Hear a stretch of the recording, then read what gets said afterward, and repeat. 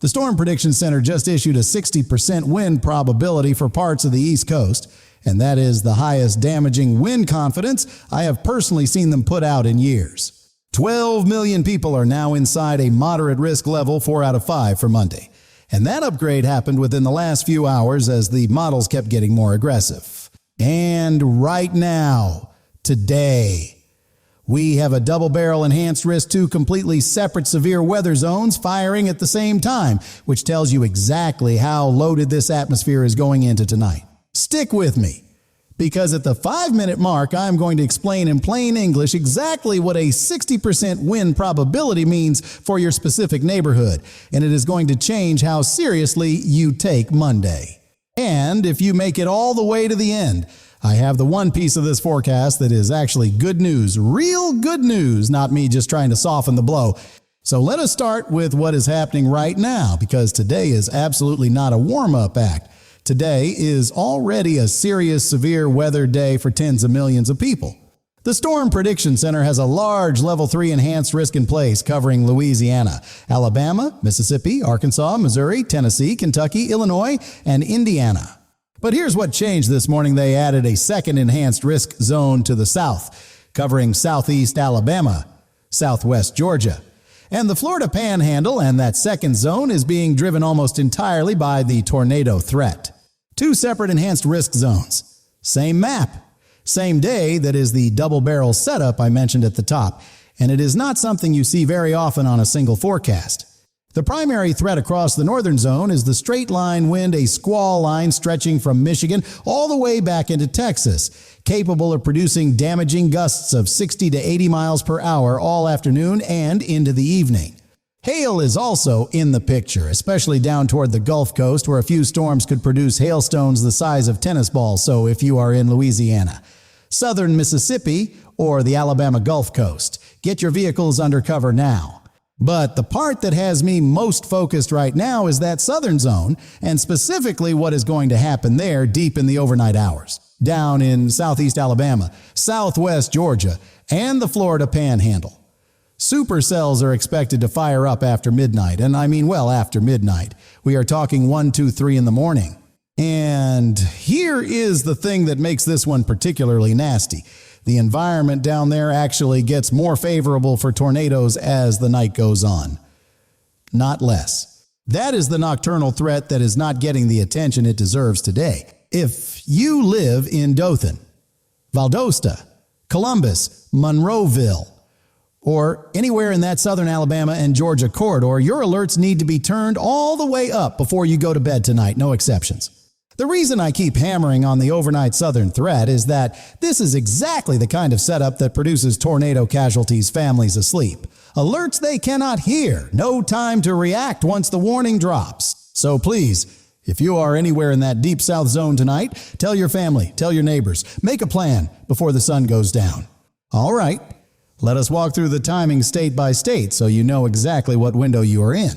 Louisiana, you're up first. Storms are already beginning to enter the northern sections of the state this afternoon, and eastern Texas communities near center, Jasper, and Beaumont need to be watching these cells closely as they could reach severe limits very quickly. Mississippi, you are in the crosshairs for the 7 to 10 p.m. window tonight. And these storms entering the northern half of the state are going to be dealing with an environment that supports both tornadoes and significant straight-line winds simultaneously. Arkansas, your squall line really gets going this afternoon around 4 to 5 p.m., and that line could be producing embedded tornadoes by the time it reaches the Mississippi River Delta. Missouri, the storms are going to blast through St. Louis by mid-afternoon, and the boot heel of Missouri gets slammed right around dinner time before it sweeps east toward Paducah. Tennessee and Kentucky, your window, for the worst of it, is roughly 8 p.m. to 1 in the morning, and the further south you are in these states, the more elevated the tornado risk gets as that squall line crosses the delta and picks up intensity. North Carolina and Virginia. I also want you to hear this. We could have storm warnings already active when kids are eating breakfast Monday morning. This is not a late afternoon only threat. This starts early. Memphis, you are in the bullseye for the late evening hours, and if any discrete supercells spin up ahead of the main line near the river, A strong tornado is absolutely on the table. Indiana and Ohio, you are in the tail end of this, probably 9 p.m. to midnight. And while the storm will have lost some punch by the time it reaches you, damaging winds and embedded tornadoes cannot be ruled out. Chicago. You get hit around 6 or 7 this evening, and then within a few hours you're looking at snow and freezing rain, one of the more dramatic single evening weather flips of any city in this storm. By midnight to 1 in the morning, the line is pushing through Chattanooga, Huntsville, and approaching Cincinnati, and then through the very early Monday hours, that wind and tornado threat keeps marching east through Ohio, western Pennsylvania, and along the Appalachian Range. Real quick, drop your exact city in the comments right now and tell me what is going on outside your window, because I read every single one and I will come back with a specific breakdown for your area. All right, now let us shift to Monday, because this is the part of the forecast that the meteorological community has been quietly buzzing about all weekend, and it deserves a whole lot more attention than it is getting outside of weather circles. The Storm Prediction Center upgraded Monday's East Coast threat to a level 4 out of 5 moderate risk, covering Maryland, Virginia, North Carolina, and South Carolina. For the Carolinas and Virginia, that is the highest severity severe weather alert that has been placed over this region in years, and the models kept trending worse every single update through the weekend. The slight risk stretches from southern New York all the way down through Florida, and the marginal risk covers basically the entire eastern seaboard if you are east of the Appalachians on Monday. You are inside this storm's reach. Now, this is the moment I told you about at the top of the video. Let me explain what that 60% wind probability actually means, because I think most people hear percentages and do not fully picture what that looks like on the ground. Think about the worst windstorm that has ever come through your neighborhood, the one that knocked down trees, snapped power lines, left your street blocked for days. Now imagine somebody telling you ahead of time that there is a better than even chance that exact kind of storm hits your block tomorrow. That is what a 60% damaging wind probability means. It means the Storm Prediction Center is not hedging. They are saying damaging winds are the expected outcome, not the worst case scenario. And inside the hatched area, gusts could exceed 75 miles per hour. That is hurricane force wind arriving in mid-March on the eastern seaboard. The tornado side of Monday is equally alarming, and here is something that is not getting nearly the attention it deserves in today's coverage. There is a 15% tornado probability stretching from Washington, D.C. all the way down through northern South Carolina, and that is the first time in a very long time that number has been placed over this corridor. Now, 15% may not sound like much at first, but in meteorology, a 5% tornado risk is already considered significant. 15% means forecasters are highly confident that multiple tornadoes are going to occur across this region. And here is what makes Monday's tornado threat extra dangerous. Compared to a typical outbreak, these storms are going to be moving fast. When a supercell is traveling at 50 to 60 miles per hour, a tornado warning gives you maybe 3 to 5 minutes of lead time at best. Compare that to a slower storm where you might have 10 or 15 minutes, and you can see immediately why storm speed matters as much as storm intensity. So for everybody in the risk zone on Monday, fast and early preparation is not optional. It is the whole ball game. Here is how Monday actually unfolds. Storms start firing across Georgia and the Carolinas in the morning hours, with an ongoing tornado threat already present when people are heading to work. I genuinely think schools across the eastern Carolinas and Virginia should be canceled on Monday. This is exactly the kind of morning setup where you do not want kids sitting on buses. The prefrontal convection, the isolated cells that fire ahead of the main line, is what concerns me most for the Carolinas on Monday morning, because those storms pop up in a fully loaded environment and can produce significant tornadoes before most people even realize the threat has started. Raleigh, Greenville, Jacksonville, Wilmington, Florence, Myrtle Beach. Your window for those prefrontal cells is roughly 10 a.m. to 2 p.m. before the main squall line arrives.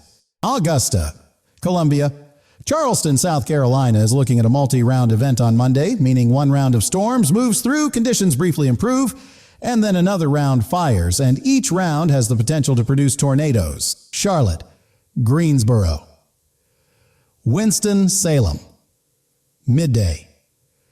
Monday is your peak window, and storms in this environment can pop on and off tornado warnings fast enough that the time between warning and impact gets very short. The most intense window for the D.C., Baltimore, Richmond.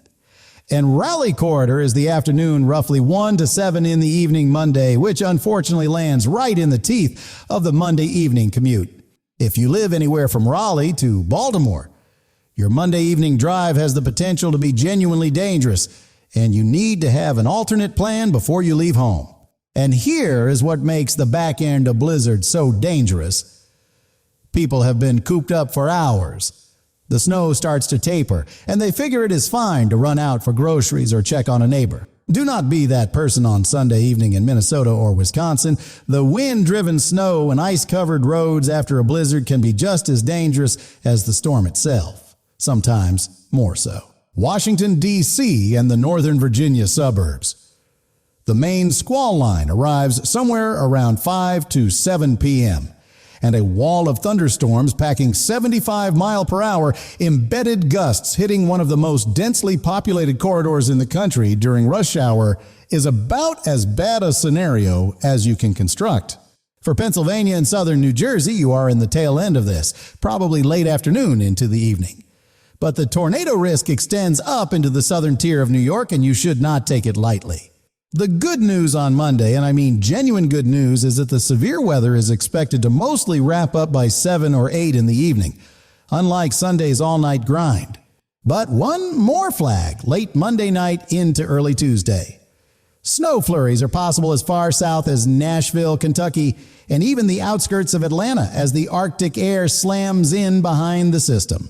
If you are in the Carolinas, Virginia, Maryland, or anywhere along the East Coast, drop your city in the comments and tell me what the sky looks like right now, because I want to track this in real time with all of you. Now let us not forget the northern side of this storm, because the blizzard up there is very much still happening and it is not done yet.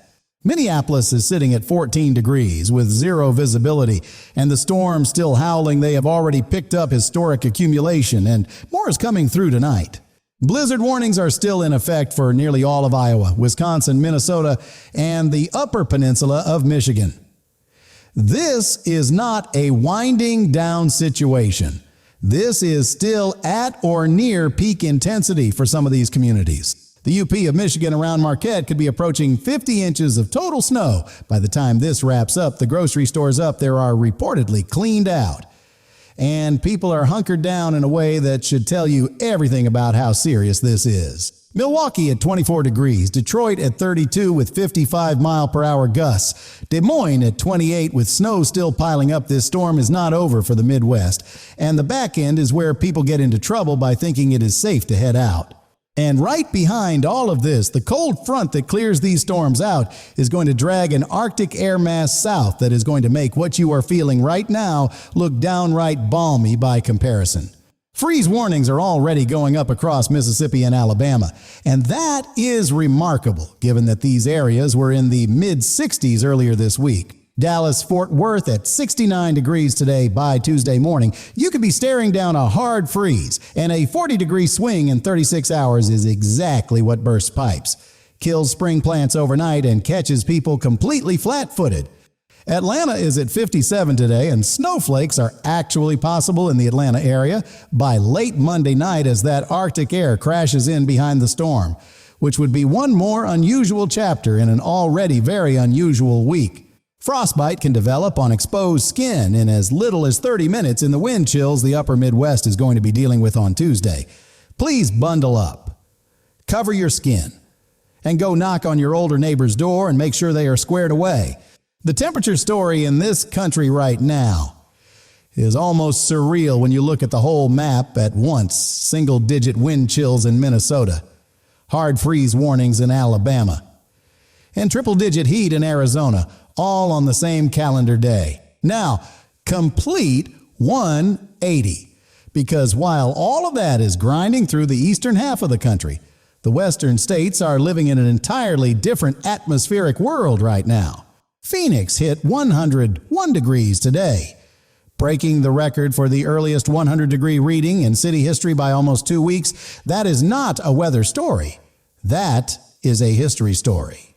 Think about what it means to say the desert Southwest broke a March temperature record by nearly 2 weeks. That is not a close call. That is not even in the same zip code as normal.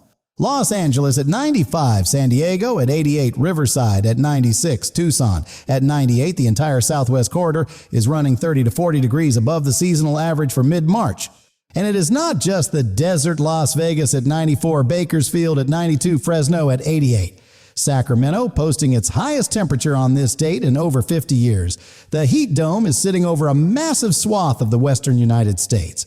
The difference between a heat wave in July and a heat wave in March is that in March your body has spent all winter adjusting to cool temperatures, and that gap is exactly where heat illness finds its opening. If you are anywhere in the Southwest this week, treat this exactly like peak July. Hydrate before you feel thirsty.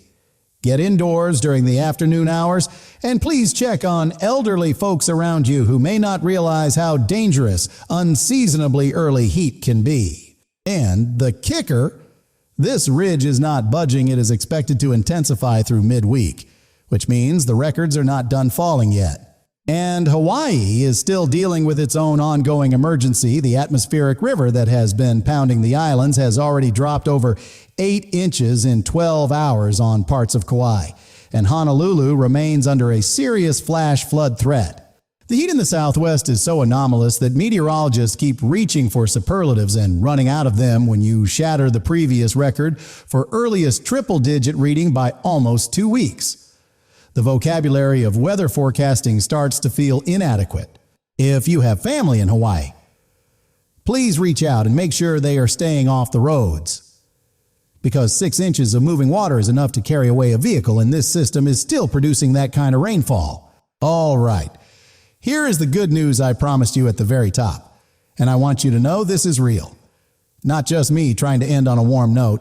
Once this storm complex clears the country by Tuesday, the ridge of high pressure that has been supercharging the Southwest heat drifts east, and when it does, it puts a lid on active severe weather for roughly 5 to 7 days. After today's double-barrel severe weather, tonight's nocturnal tornado threat in the Deep South, Monday's East Coast outbreak, the historic blizzard, and the Arctic blast, we are genuinely looking at a quieter stretch heading into next week. And honestly, after the week this country has had, we could all use a few quiet days. The West Coast flips to a wetter, cooler pattern in the final week of March as a Pacific trough moves in, and the Cascades and Sierra Nevada are going to pick up heavy mountain snow, which is genuinely welcome news for water supplies that have been running below average. Big picture takeaway, the pattern is going to catch its breath, and that breather is real and it is welcome. So here's the bottom line on what you need to do right now, and I am going to keep this straight and simple. If you are in the severe weather corridor from Louisiana through the Ohio Valley today, find your shelter spot before this afternoon. Set up a reliable way to get alerts tonight, and do not go to bed with your phone on silent. Now, that does not mean the season is over.